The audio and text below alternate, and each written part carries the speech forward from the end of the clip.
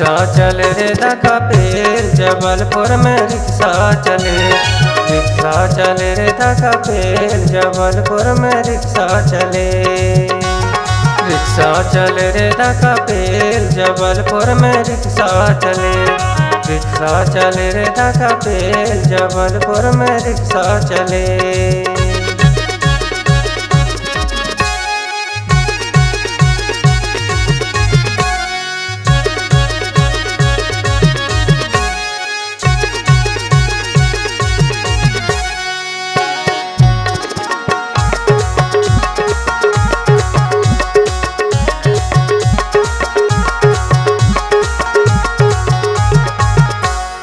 तीन चक्का की तोरी रिक्शा बने हैं।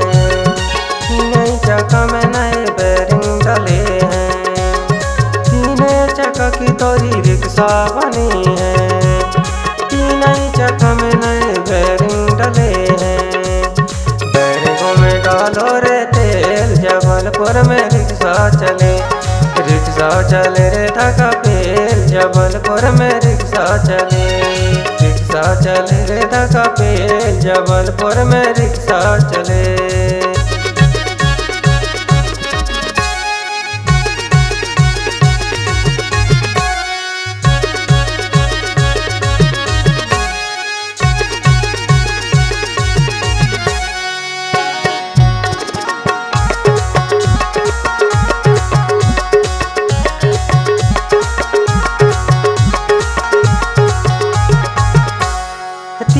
सवारी के 30 रुपैया आगे सड़क में भी पर गई चढ़ैया।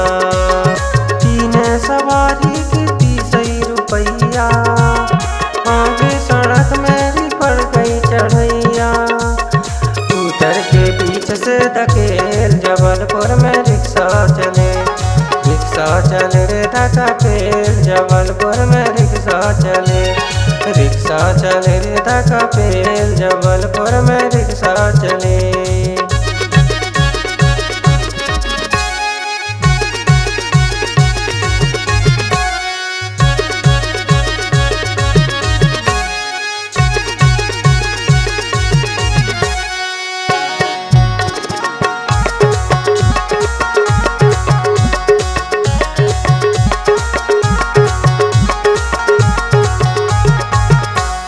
रिक्शा चले हैं तो शहर से जीता।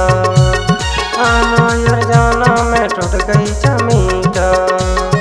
रिक्शा चले हैं तो शहर से जीता। आना या जाना में टूट गई चमीटा। पैसा लेवते लग गई जेल जबलपुर में रिक्शा चले। रिक्शा चले रे धक्का पेल जबलपुर में रिक्शा चले।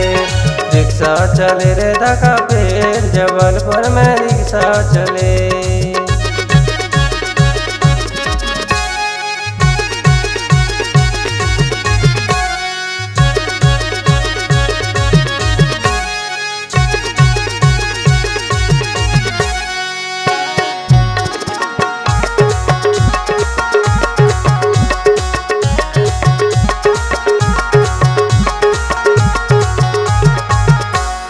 रिक्शा उठावे से जमानत लेवे।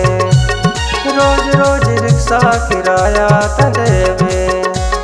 रिक्शा उठावे से जमानत लेवे। रोज रोज रिक्शा किराया त देवे। हरि शंकर रे खेल जबलपुर में रिक्शा चले। रिक्शा चले रे धक्का पेल जबलपुर में रिक्शा चले। रिक्शा चले रे धक्का पेल जबलपुर में रिक्शा चले। रिक्शा चले रे धक्का पेल जबलपुर में रिक्शा चले। रिक्शा चले रे धक्का पेल जबलपुर में रिक्शा चले। रिक्शा चले रे धक्का पेल जबलपुर में रिक्शा चले। रिक्शा चले रे धक्का पेल जबलपुर में रिक्शा चले। रिक्शा चले रे धक्का पेल जबलपुर में रिक्शा चले। जबलपुर में रिक्शा चले। जबलपुर में रिक्शा चले। जबलपुर में रिक्शा चले। जबलपुर में